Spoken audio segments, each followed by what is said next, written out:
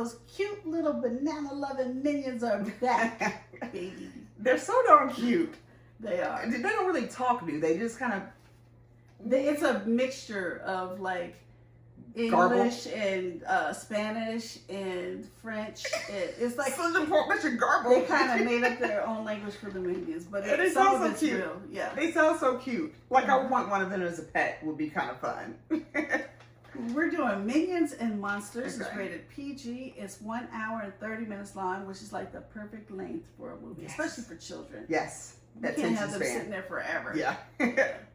Okay. So this has the voices of Pierre Coffin for the Minions, Trey Parker, South Park, Allison Janney, George Lucas, okay, Christoph Waltz, and Jesse Eisenberg. and there are a ton more. Oh, a whole lot. Ton more. We'd be here all day if we listed them, but it's a star-studded cast of voiceovers in this movie. Okay. So this movie follows the Minions in the 1920s Hollywood as they search for frightening creatures for their monster movie, partner with the Green Creature, and must save the planet after unleashing monsters. When I read this, 'cause I actually didn't get to see this one, but when I'm making notes and it says Unleashing Monsters, it made me think of that. Was it the R.L. Stein movie? Was it Goosebumps or Goosebumps. Was it where monsters came out of Yeah. the book? And that's what I thought about. Yeah. And I really like that, by the way. Like it almost scared me a little bit because I was thinking I was gonna be like a kiddie movie. Oh, cute. Yeah. Then I watched. I was like, hold on, this is a little bit frightening here, Right. But that's what it made me think about when they said unleashing monsters on the planet. Yeah. So that's fun. That's what they do. So they have to fix it. Okay. They gotta fix that. And then set in 1920s Hollywood, does it look like that? Does it like the hairstyles? Yeah. It does. That's probably cute. See, what had happened was, you start out, and this is not really a spoiler per se. There's people taking a tour of Hollywood, and they mention the Minions, and the woman's like, "You never heard of this or that?" And so she starts telling the story, and then we go back in time. Oh, sweet. Okay. So Okay. I don't think that's a spoiler, right? That I said. No, because we already said it's in the 1920s Hollywood. Yeah. So All okay. right, my bad. Okay. But yeah, so we have to go back in time and see like how they began. and Okay. blah, blah, Oh, that's cute. blah. Yeah. Okay. It was cute. I really enjoyed it. My dad really enjoyed it. We laughed through the whole thing. I think that they really have that balance between humor for adults and the children so that all of us can enjoy it at the same time. Gotcha. Because there was kids laughing, we as adults were laughing, and yeah, it was just a good time. And I was wondering, like, hasn't there been a lot of Minions movie? And apparently there's been 7, but they're also factoring in Despicable Me as part of the franchise, so there's a total of 7 in there. Yeah. So I'm like, okay, because I'm like, I know I've seen more than 2 Minion movies going around before, and okay, so that makes sense now. And they're definitely relatable. These Like are so huge that they have banana flavored ices that harkens the Are you serious? Yeah. Oh my god! Yeah. And But of course, favorite icy. Of course, the cool popcorn buckets and stuff too. I did see that. So, I be wanting to buy them so bad, but they be sometimes like $40-50. Yeah. And I'm like, what? You know what? They even Though? break that down a All little that bit. stuff is cute, but I'm like, where am I gonna put it? It's like at the time, it's like, oh, I got it. It's fun. cute. And It's you fun. and all that. And then you get home, and it's like, It's not fitting on your cabinet. Thank you. I can't stuff it under Thank here you. with the rest of. We both have too much stuff, by the way. Yeah. But I'm looking around. Yeah. It's not going to fit anywhere. So why am I going to spend $40 to $50 for a popcorn bucket? I mean, if I had this huge house, I would absolutely have a room that's dedicated strictly to movies. That's my plan, anyways. Yeah, I want to have one horror room and then one like vintage Hollywood. That stuff will be great in there. But not if you're just got kind of like regular living and you have nowhere to put these big old.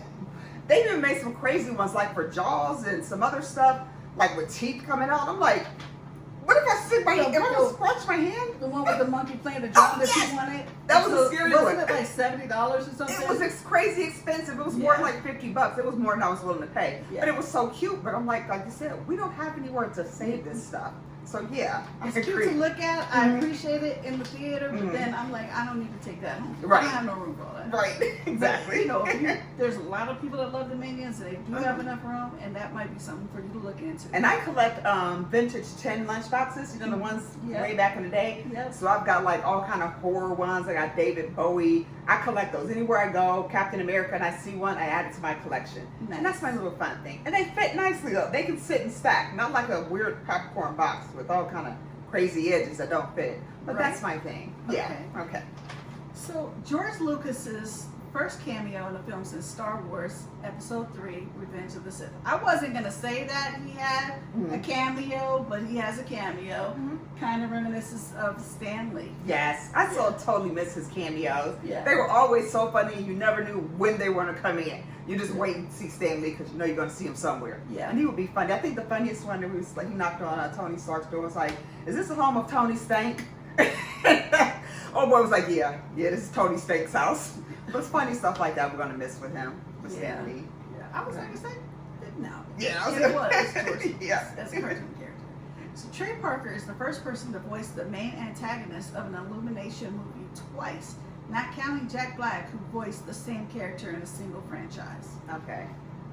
Trey Parker's voice pitch role as Goomy is presumably a nod to his many voice-altered roles in South Park, though Parker has explicitly stated in interviews that he wanted to do a voice that was different from anything he had done in South Park. Yeah, because you don't want those. I mean, there's really not a connection between South Park and Minions because we know South Park is a wild adult animated show, not even close. For real. But I didn't know he did so many different voiceovers. And so I think they're still producing that, aren't they? Yeah, I believe that there's still new episodes, I think.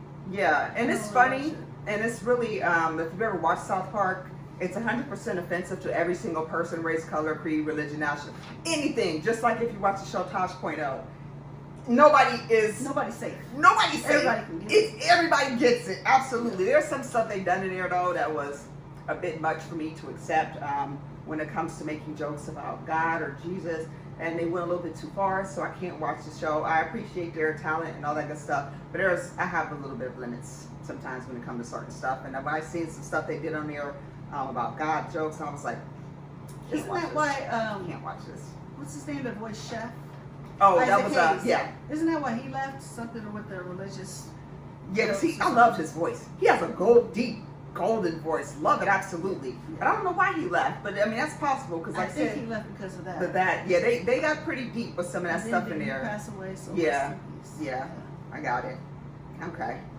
The first Minions spin-off / prequel film to have a male main antagonist. Yeah, that's true. Okay. That's true. Last time it was a woman. Okay.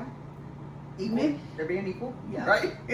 Many of the Minions are presumably named after famous Hollywood directors, including Quentin and Steven. I love the Quentin one. I gotta love that because I love me some Quentin Tarantino. But that's hilarious. Yeah, they all have Steven names. Spielberg. There's like a whole ton of them, and they all Yeah. have names, of course. That would be like my dogs, because I'm totally naming them after all celebrities. Like I want to have a Dolly Parton, and I'm going to have a Quentin Tarantino. But that's totally my thing, so that's pretty hilarious. All right. So, are there extra scenes? Yes, of course, because this is an animated movie for children. And you got to have something to watch while you're packing up your stuff. So the first 3 minutes of the credits, so they'll show some credits, and they'll show scenes. For the first 3 minutes, they're mixing it in. Okay. So that's cute to watch. Okay. And then if you're watching that, the one that has the pig in it is the last one. So then that's when you're free to go. They can round up Unless the you just want to lilies. stay to the end just cause. They can round up the lilies and throw all their trash away and head out after that one. Yeah. Okay. Yeah. And you think the lilies, they'll love this? I think so. Yeah. It's like I said, they were laughing and we were laughing. So this It is a was good just family enjoyable. movie. Literally good. Yeah, and and the then- whole family can go and have fun with They this. brought it out at the right time, right around the 4th of July holiday weekend and stuff. So I know it's going to do big bucks. I didn't have a chance to check it right now. The Okay. weekend is not over, even though I'm going to post this a little later. But I am quite sure it's making some records at the box office. Okay. I like Minions. They're so cute. Yeah, the tomato meter the critics are giving it 91%. Okay. So Okay. they really love it. Okay. And for whatever reason, the popcorn meter, which is the regular audience, is giving it 75%. What gives? What does Jules give it? I do know that when I was watching it, I Mhm. kept thinking, I feel like I saw this before. I feel like I saw this before because I feel like in either the Minions movie, because I meant to like go back and watch the Minions movie. Mhm. It was either that or one of the Despicable Me's where they went to Hollywood, you know, or California, and they were doing some stuff, and I was like, is part of this recycled? And also, it takes a long time to get to the monsters. Mm-hmm. Okay. You know, because they're showing the minions from like their start and how they're trying to find the perfect bad guy to work for. So that's a lot of the big chunk of the first part of the movie. Okay. Maybe even the first like 3/4 of the movie, and then you get to the monsters, Okay. and you get to that. To the grid of it. Because I was like, well, dang, where's the monsters? When are we going to get to Taking the too long. monsters? Like, get rid of here. I mean, I was enjoying stuff. Mm-hmm. I was enjoying the movie, but I'm like, isn't it supposed to be minions and monsters? Mm-hmm. But they get there. It just takes a while. So maybe that's why some of the audience is like, 75%. Yeah. They probably need the monsters to come in a little earlier. I get that sometimes with a lot of horror movies I'm watching. Like, it took you 45 minutes to bring in the monster, which is ridiculous. Right. Why'd you wait that long? Because now you only got like a half hour left to develop the story. But okay. So therefore, I'm going to give it 3 out of 5 clappers. Okay. Okay. Because, I do want to see yeah, this. it was cute. It was enjoyable. It's like what you expect from a Minions movie. Mhm. But yeah, I felt like they took a little long to get to Mhm. the monsters, To the monsters, and to okay. that part. But when they did, it was cute. It was good. So. Okay.